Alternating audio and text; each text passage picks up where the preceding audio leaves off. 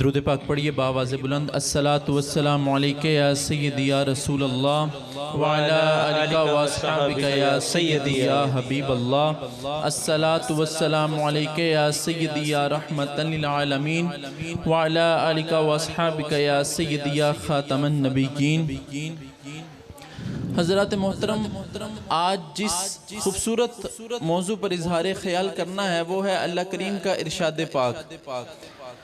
اللہ کریم ارشاد فرماتا ہے کہ اے ایمان والو، بہت سارے گمانوں سے بچو، گمانوں سے بچو کہ بے شک بعض گمان ایسے ہیں کہ جو گناہ ہیں۔ ان بعد الظن اسم، کہ بے شک بعض گمان ایسے ہیں جو گناہ ہیں۔ ہماری سب سے بڑی خامی یہ ہے کہ ہم نے سمجھ لیا کہ ہم سے صرف نماز، روزہ، حج اور زکوٰۃ کے بارے میں پوچھا جائے گا۔ ہم نے صرف یہ سوچا کہ صرف نماز، روزہ، حج اور زکوٰۃ کے بارے میں ہم سے پوچھا جائے گا۔ ایمان والے بات ہے ایمان کی، وہ یہ ہے کہ گمانوں سے بچنا ہے۔ اگر ہم کسی کے بارے میں غلط گمان کرتے ہیں تو اس پر ہمیں گناہ ملتا ہے، اور جس کام پر گناہ ملتا ہے تو اس کے بارے میں سوال کیا جائے گا۔ انسان سارا دن اس سوچ میں گزار دیتا ہے کہ فلاں شخص میں یہ گناہ ہے تو وہ اس نے اس طرح کیا ہوگا، اس طرح کیا ہوگا۔ ہمارے گھروں کی بنیادیں ہم نے صرف اس وجہ سے ہلا ڈالی کہ ہمارے ساتھ فلاں رشتہ دار یہ نہ کر ڈالے۔ ہم نے اپنے دوستوں کو اپنے آپ سے دور کر دیا صرف یہ سوچ کر کہ اس میں یہ خامیاں ہیں۔ ہم اپنے امراء سے دور ہو گئے صرف یہ سوچ کر کہ اس میں یہ خامی ہے۔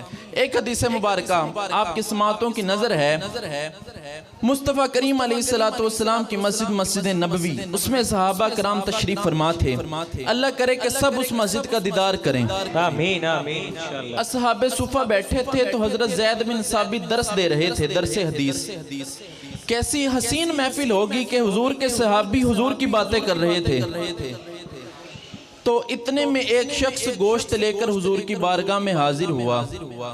تو صحابہ حضرت زید سے کہنے لگے کہ زید آج ہمارا گوشت کھانے کا دل ہے، تو جاؤ حضور سے جا کر عرض کرو کہ گوشت ہمیں کھلایا جائے، کافی عرصہ گزر چکا گوشت نہیں کھایا۔ اصحاب صفہ ہیں، ان کا بڑا مقام ہے۔ انبیاء کے بعد سب سے افضل جو جماعت ہے وہ صحابہ کی جماعت ہے۔ تو اس جماعت کے بندے عرض کر رہے ہیں کہ حضور کی بارگاہ میں یہ عرضی پیش کرو کہ بہت عرصہ گزر چکا ہم نے گوشت نہیں کھایا۔ حضرت زید اس مجلس میں درس دے رہے تھے۔ یہ بات آپ کے ذہنوں میں ہونی چاہیے، یرا جو بندہ آپ کو درس دیتا ہے آپ اس کے بارے میں یہ کہیں کہ ہمارے ساتھ یہ پلا بڑا ہے، آج یہ ہمیں حدیثیں سنا رہا ہے، اس کے بارے میں آپ نے غور کرنا ہے۔ اب بالفرض میں ہی ہوں، میری جمپال اس محلے کی ہے، اب کوئی بندہ کہے عبداللہ سے ہم یہاں بڑا ہوا ہے اور ہمیں حدیثیں سنا رہا ہے، اس بندے کا مقام دیکھنا ہے۔ حضرت زید حدیث مبارکہ سنا رہے تھے تو صحابہ نے کہا جا کر گوشت کی عرض کرو۔ حضرت زید جب اس مجلس سے اٹھ کر حضور کی طرف جانے لگے تو جب تھوڑا سا دور ہوئے تو اصحاب صفہ، سب سے افضل جماعت، وہ کہنے لگی کہ زید ہمارے ساتھ حضور کی بارگاہ میں بیٹھتا ہے، آج ہمیں حدیثیں سنا رہا ہے۔ یہ بات کہی، اتنے میں حضرت زید حضور کی بارگاہ میں پہنچ گئے۔ حضرت زید عرض کرنے لگے یا رسول اللہ، صحاب صفہ کہتے ہیں کہ کافی عرصہ گزر چکا ہم نے گوشت نہیں کھایا۔ حضور فرمانے لگے ان سے جا کر کہو تم نے ابھی ابھی گوشت کھایا ہے۔ حضرت زید واپس گئے، جا کر کہنے لگے حضور نے اس طرح فرمایا ہے کہ تم نے تو ابھی گوشت کھایا ہے۔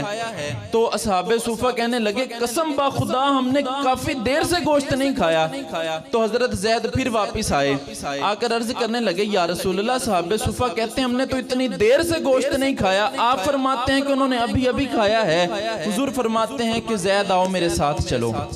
آ کر حضور نے ارشاد فرمایا کہ اے اصحاب صفہ، تم نے ابھی ابھی گوشت کھایا ہے، اگر میری بات پر یقین نہیں آتا تو اپنے دانتوں میں دیکھو، ابھی اس کا اثر موجود ہے، ابھی یہاں میرے سامنے تھوکو، اس کا اثر موجود ہے۔ راوی لکھتے ہیں کہ صحابہ صفہ نے جب ایک سائیڈ پر تھوکا تو منہ سے سرخ رنگ کے خون، گوشت کے اثرات نکلے، تو حضور کی بارگاہ میں عرض کرنے لگے، ساتھ توبہ کرنے لگے، حضور یہ کیا معاملہ ہے؟ کہا جب زید گوشت کا کہنے گیا تم نے یہ کہا کہ زید ہمیں حدیثیں سنا رہا ہے، تم تم نے جب یہ بات کہی تو تم نے زید کا گوشت کھایا. زید یہاں سے اٹھ کر گیا, تم نے یہ کہا کہ زید ہمارے ساتھ حضور کی بارگاہ میں حاضر ہوتا ہے اور آج ہمیں حدیثیں سنا رہا ہے. کہا کہ تم نے اس کے بارے میں اچھا گمان نہیں کیا, سب سے افضل جماعت ہے اور مقام کیا ہے. حضور فرماتے ہیں کہ تم نے اپنے بھائی کا گوشت کھایا ہے.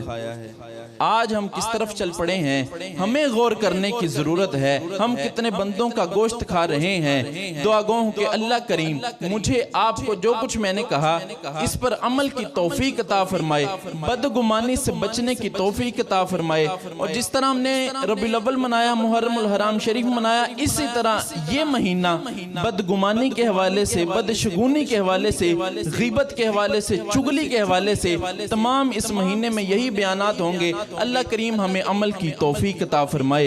وما توفیقی الا باللہ.